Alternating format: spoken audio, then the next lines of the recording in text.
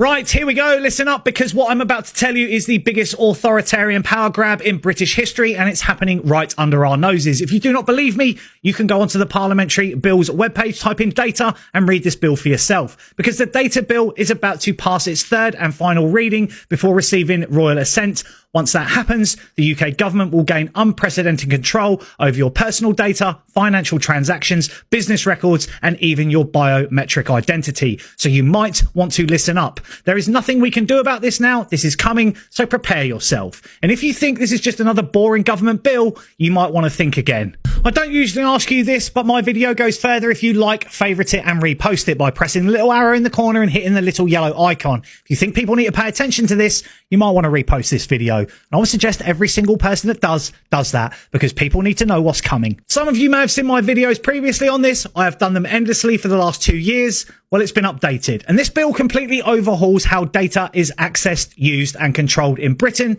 and it will introduce massive government control over personal and business data. Your financial transactions, purchases, service usage, and even customer reviews could be forcibly shared with the government. A digital verification service trust framework, a government-controlled identity system that centralizes digital ID verification, making every aspect of your online presence trackable, and new powers for regulators like the Financial Conduct Authority to force businesses to comply with government-mandated data sharing rules, and the removal of Independent Information Commissioner, replacing it with a state-controlled Information Commission, meaning data regulation will be fully dictated by the government. And if you've got this far, sounds pretty bad, doesn't it? Well, we are just getting started, because this bill gives the government the power to force businesses to hand over customer data. Everything from your purchases to your service usage history could be forcibly shared with the state. You understand, right, that a business is every single business. Insurance companies,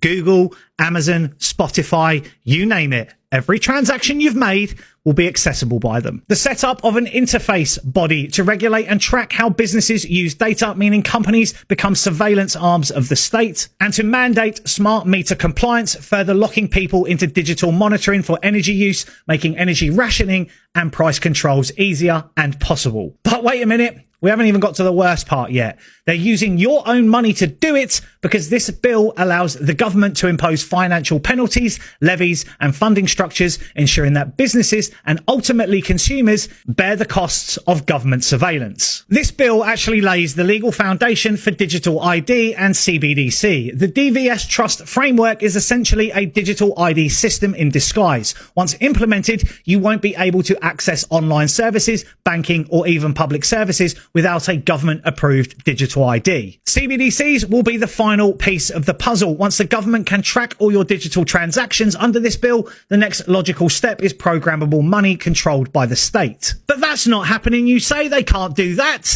Yet the Bank of England has an entire webpage dedicated to the digital pound, if you did some reading. In other words, and this gives them the power to, that if you step out of line, say the wrong thing, or hold the wrong opinion, they can cut off your access to banking, services, or even the ability to buy basic necessities. And let's not forget Labour's latest move, if you saw my recent video, that they've just centralised the NHS under full government control. And this means that all health records and medical data will be centralised under state control. Healthcare decisions will be dictated by the central government, not local health boards or doctors, and private healthcare options if they don't align with government-approved policies. So you might ask, what happens when this is linked to digital ID and CBDCs? And this is obviously hypothetical, but if your medical records say you've refused a government-recommended vaccine, restricted access to services, or if your carbon footprint is too high, spending limitations on fuel and travel. If your political views are inconvenient to those in power, or good luck getting a mortgage or a business loan. This isn't a conspiracy. It is here, printed by the government for you to read. It's happening right now. And some of you will turn around and say, how is this actually legal? Simple. They wrote the rules to make it legal in this bill, which actually gives the Secretary of State and the Treasury sweeping powers to create new data regulations without parliamentary approval. Future governments will be able to expand these powers even further without needing a vote. And they will no longer need new laws, as they can just change the regulations whenever they see fit. And this bill isn't making headlines because, you know, MSM, and it's been framed as a data regulation update instead of the largest expansion of government surveillance in history. And since it's not explicitly banning freedoms, people don't see the threat. But in reality, businesses will be forced to comply, services will become inaccessible without state-approved identification, and every financial transaction will be monitored.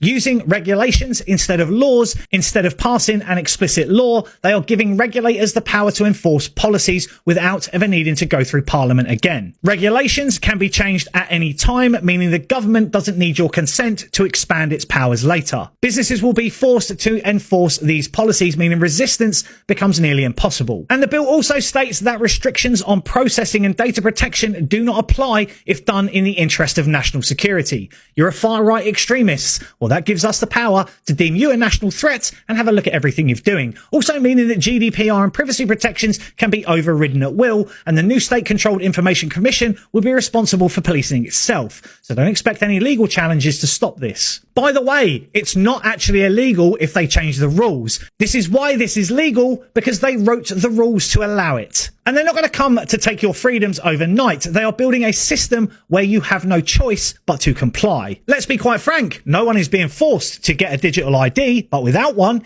you won't be able to access essential services. No one is banning cash, but once everything moves digital, it becomes unusable. And no one is actually making personal data sharing mandatory, but businesses will be forced to comply, leaving you with no alternatives. This isn't about safety, it isn't about progress, it's about control. And once this bill passes, the framework for total government control will be firmly put in place. And it's highly likely digital ID will follow, CBDCs will come next, cashless society, social credit controls, and total surveillance will become the norm. And the worst part, if you actually got here, most people won't realise until it's too late, which it already is. So your next question to me is, what can we do? Well, I'm sorry to tell you this, but absolutely nothing. I've spoken about this for over a year. It's a little bit too late now. So why do I bother doing this video? Well, have you ever heard the theory of the boiling frog? It's basically a metaphor suggesting that people may fail to react to gradual yet potentially dangerous changes until it's too late.